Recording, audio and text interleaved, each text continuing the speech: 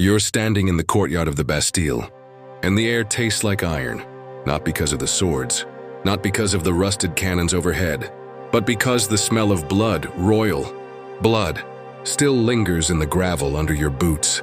The year is 1478, France, and the man being led to the scaffold today is not a thief, not a murderer, not a traitor in the usual sense.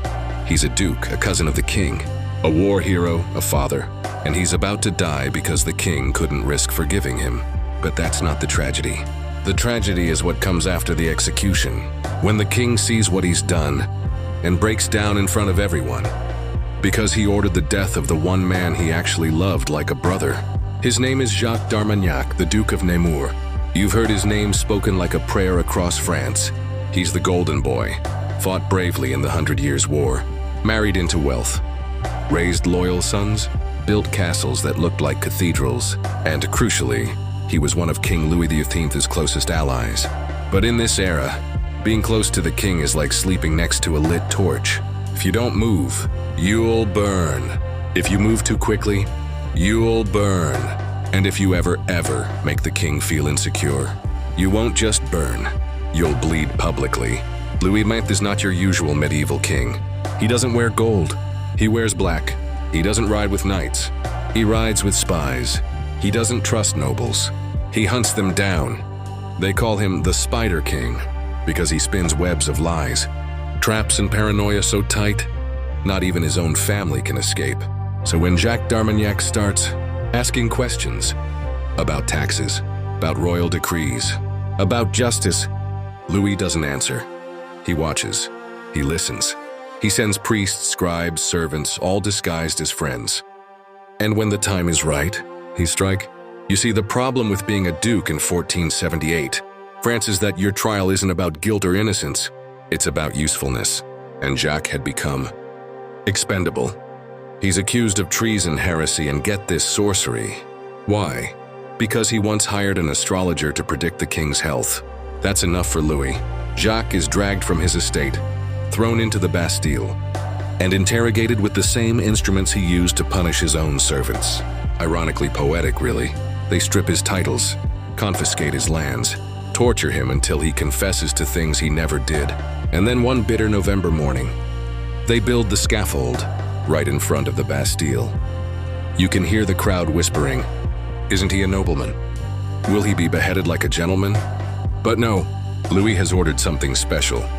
Jacques will be hanged, like a common criminal. The crowd grows. Some came to see blood, others came to say goodbye. He's let out in chains. No armor, no priest, no final speech, just a quiet glance toward the sky, as if he's still waiting for the king to stop this. But the king doesn't stop it. The trapdoor drops. Jacques falls. His neck snaps, but not completely. He kicks, twitches, chokes for almost a minute, and then silence. Now here's where it all turns. Because King Louis XV, who had watched the entire execution from a hidden window, doesn't stay hidden afterward. He comes down. He walks into the courtyard. And when he sees Jacques' body, twisted, bloated, and still slightly warm, he stares for a full minute. And then he collapses.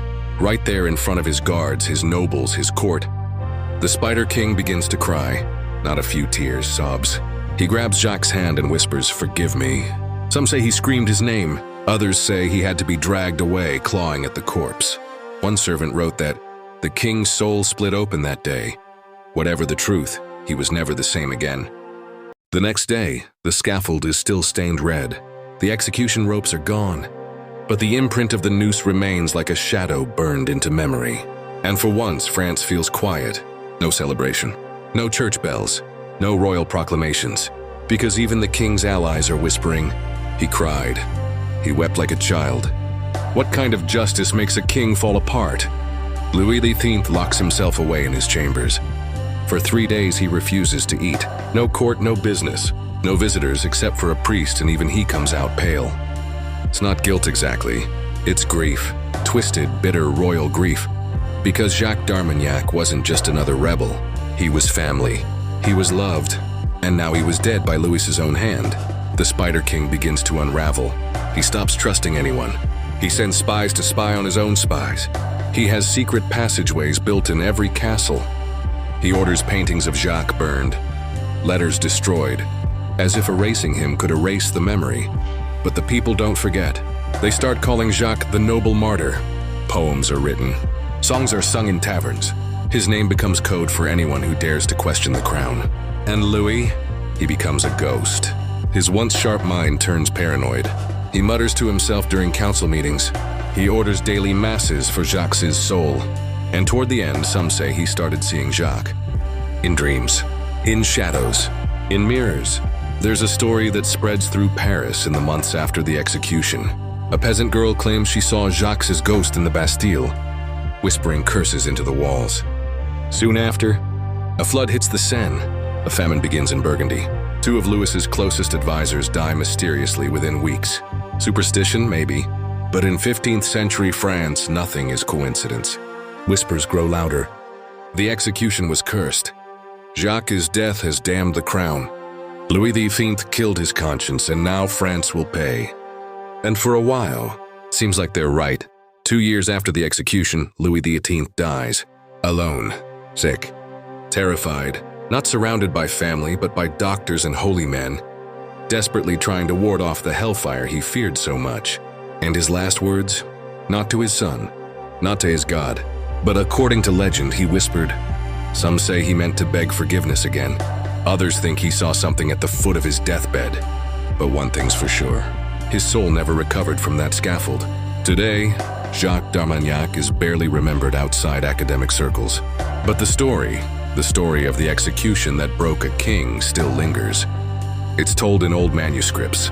It's referenced in early French plays. And if you ever visit the ruins of the Bastille, some say you can still hear sobbing near the stones where the scaffold once stood. Because sometimes, the real tragedy isn't just in who dies, it's in who survives to remember it, and what it does to them.